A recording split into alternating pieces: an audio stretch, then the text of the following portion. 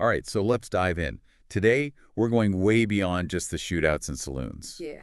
We're going to uncover some truths about Billy the Kid. Awesome. We've got actual historical accounts and Yeah. records to work with. Great. So we're going to be separating fact from fiction. And honestly, I think you'll be surprised by some of what we find along the way. It's super fascinating how much Billy the Kid's life really just mirrors those turbulent times, of the American frontier. So we'll be exploring not just his actions, but really the societal forces at play and the historical context that shaped his path. Exactly. His early life as Henry McCarty was marked by serious hardship. Imagine being 14 years old, losing your mother, and essentially becoming an orphan in the Wild West. Oh, yeah. Talk about a rough start. It was a harsh reality for so many people living on the frontier, right? No. Poverty, limited opportunities, and just this constant struggle for survival. Yeah. It's no wonder that some ended up turning to a life outside the law. And that's where things get interesting. He goes from Kid Antrim to William H. Bonney, and finally the name that stuck, Billy the Kid. Right. It's like each alias marks a different chapter in his life. You've hit on something super insightful there, because aliases were more than just fake names in the Wild West. They were really a way for people to reinvent themselves, to create new identities. Oh, wow. Almost like building their own legend from scratch. Wow. Especially in a place where your reputation was everything. Oh, absolutely. It's like they were crafting this whole persona. Yeah. But with Billy the Kid, things went beyond just a simple name change. Yeah. The incident at Bonita, right? Yeah. That really solidified his rep. That saloon confrontation with Francis Cahill, that's a perfect example of the really blurred lines between self-defense and murder on the frontier. A witness actually said that Billy had no choice but to shoot. So was he a cold-blooded killer, or was he acting in self-defense? What do you think? It's hard to say for sure. Looking back on it now, it's so easy to judge. Yeah. But you have to think about the context. Very, very limited law enforcement. You're right. Vast distances between people. And this culture where your personal honor was everything.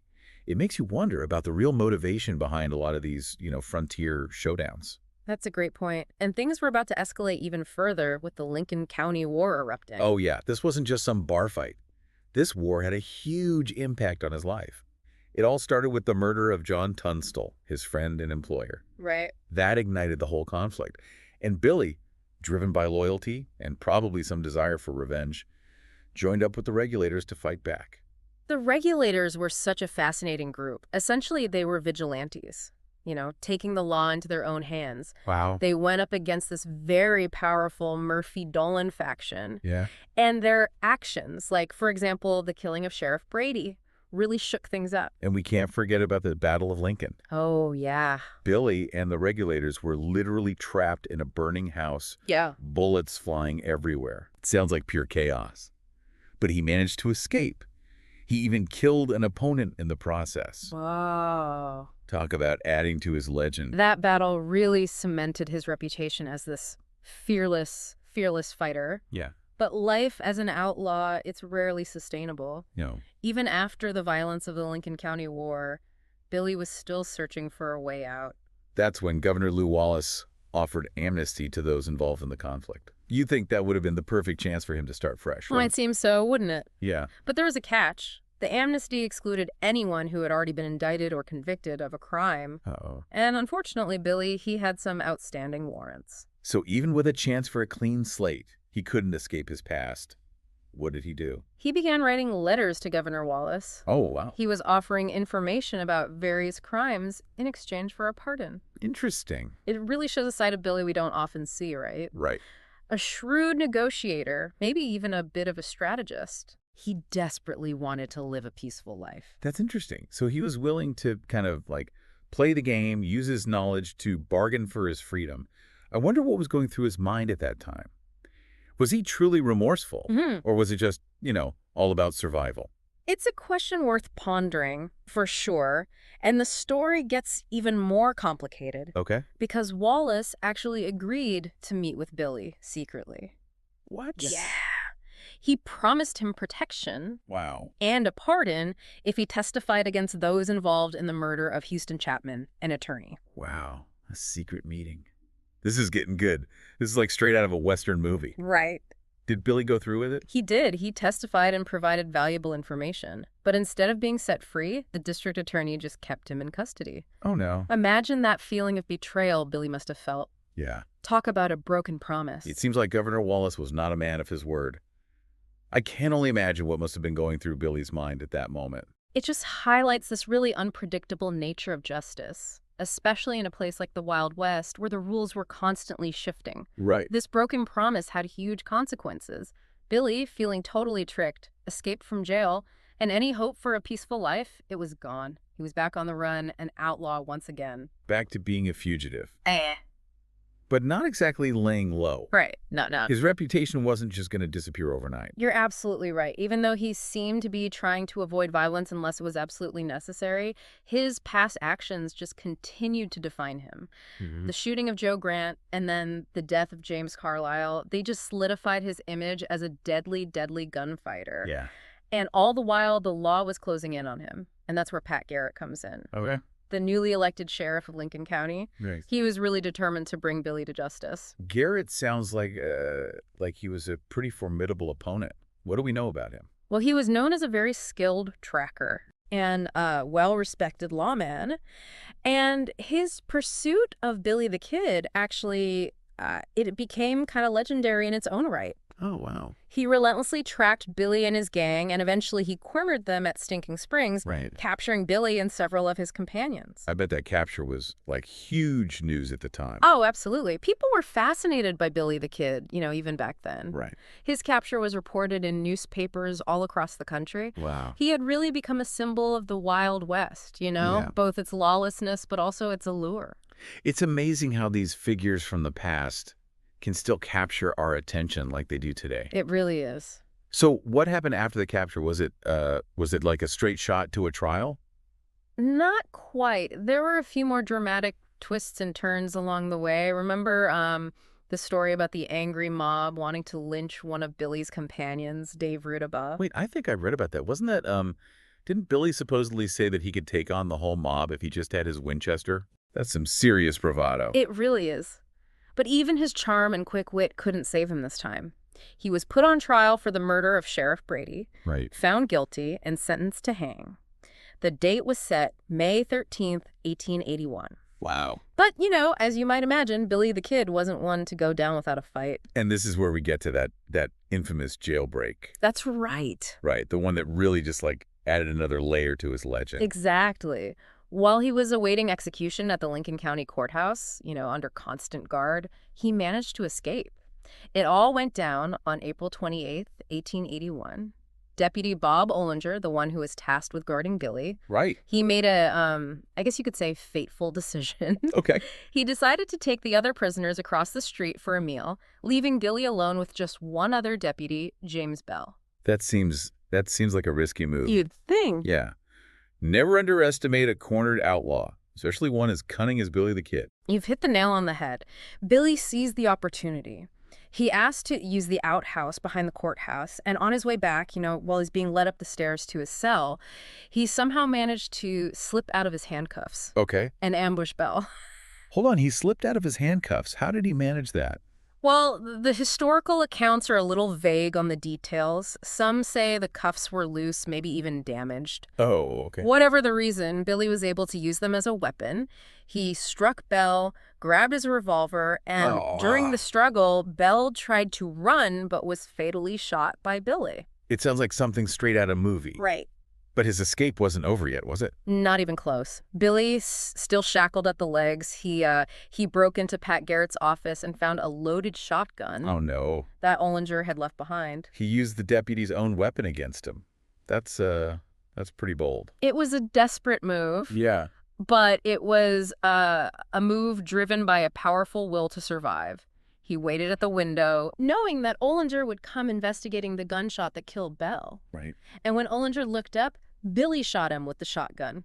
Wow. 2 deputies down, and Billy the Kid was on the loose again. It's almost hard to believe how quickly it all happened. Mhm. But I imagine this escape only fueled Garrett's determination to catch him. Oh, absolutely.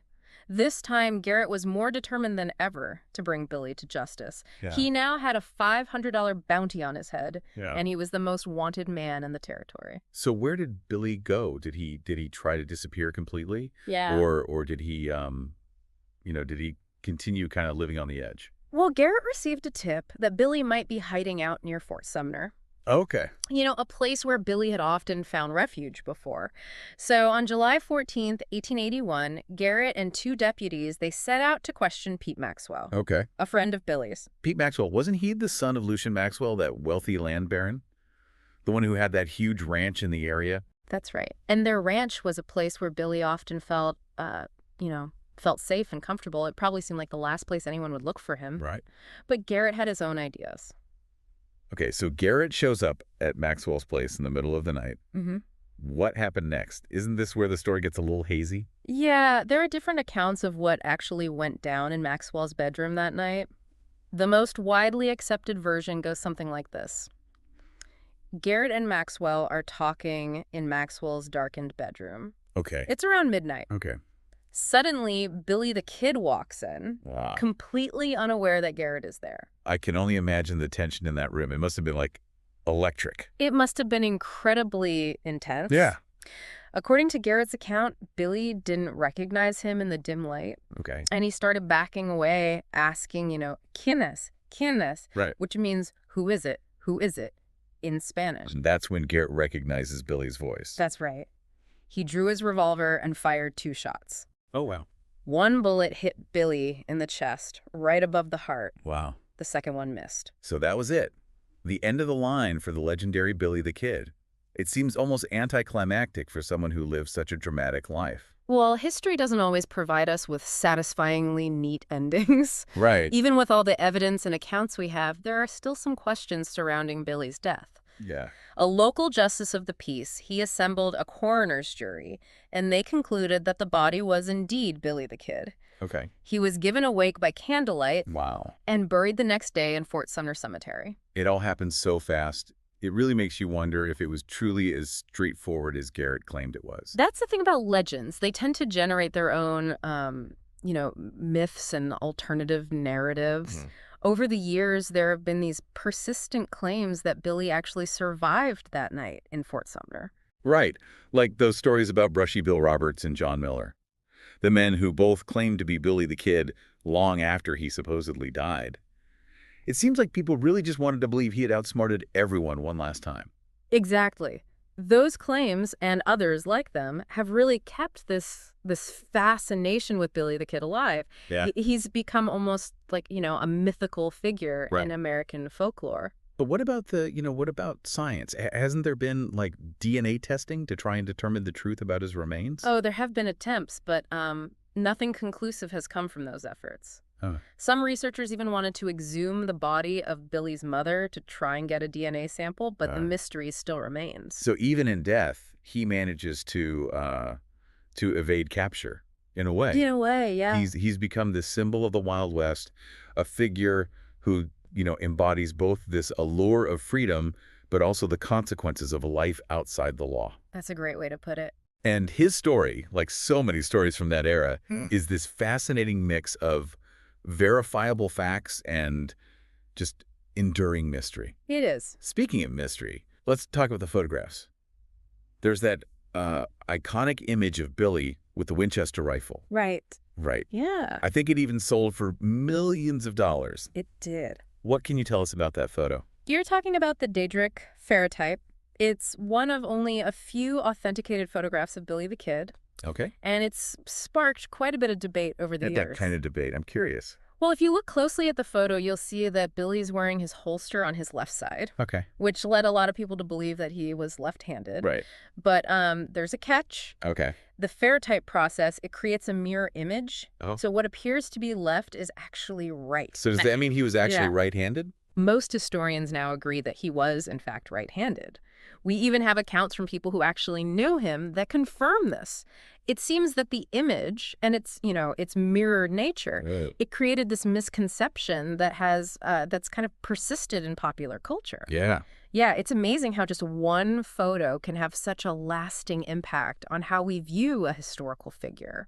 It's a reminder that you know, even with the most authentic evidence, interpretations can and often do vary widely. They do. It makes you wonder how many other historical, facts we think we know are actually based on misinterpretations or incomplete information. But there's another photo of Billy the Kid that's caused even more controversy than that one, right? You're thinking of the croquet tin type. Yeah, yeah. That one has been the subject of a lot of debate. Okay. It allegedly depicts Billy and some of the regulators relaxing, playing croquet with their wives and girlfriends. Nice. If it's authentic, it would be an incredible find. Really? Yeah. A really candid glimpse into their lives beyond, the gunfights and the outlaw activities. It would definitely challenge that stereotypical image we have of, Yeah. The hard-living outlaw. But you said there are doubts about its authenticity. Well, there are some experts who believe it's genuine. Okay. They point to things like facial recognition analysis Okay. and the historical context as evidence. But others have pointed out some inconsistencies in the photograph that don't quite align with what we know about Billy and the regulators.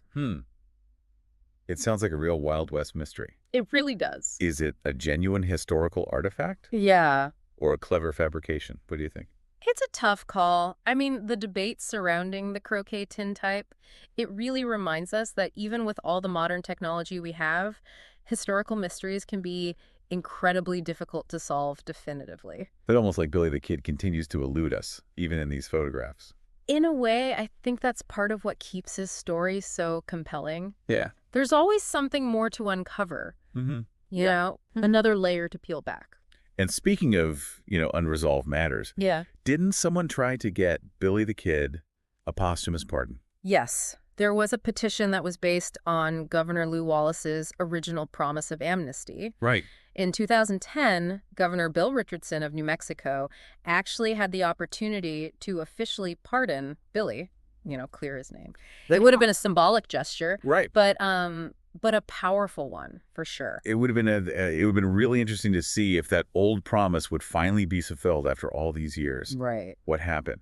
Did Governor Richardson grant the pardon? He ultimately decided against it, Oh. citing historical ambiguity as his reasoning. So even after all this time, Billy the Kid remains a convicted criminal. It seems like there are some things history just won't let go of. It's a reminder that history is very, very complex, and the past can cast a long shadow. It's incredible to think that, over a century after his death, we're still talking about Billy the Kid. Yeah. His story continues to, resonate. Yeah. Why do you think he's remained such a captivating figure? Well, I think he really embodies that spirit of the Wild West, right? Yeah. This time and place that continues to just fascinate us. Yeah. His story is about survival, about the choices we make when we're really pushed to our limits. Right. He was obviously a ruthless killer, Right. but he was also this charismatic figure Yeah. who seemed to inspire this real loyalty in the people who knew him. He's a study in contradictions. Yeah. And those gray areas are often what draws to these historical figures, right? Yeah. There's the documented history, but then there's that lingering mystery, the possibility that there's so much more to the story than we actually know. That's what keeps the legend alive, for sure. I mean, we're drawn to these stories where the lines between good and evil, they're blurred, Right. where the hero might also be a villain, and where the ending is never quite certain. Well said.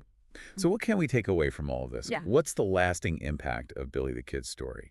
I think it just reminds us that history isn't black and white. Yeah. It's a tapestry of individual choices, social forces, and unpredictable events. Absolutely. It's about those choices we make when our backs are against the wall. Right. And it's this powerful reminder of how myth and reality can intertwine to shape our understanding of the past.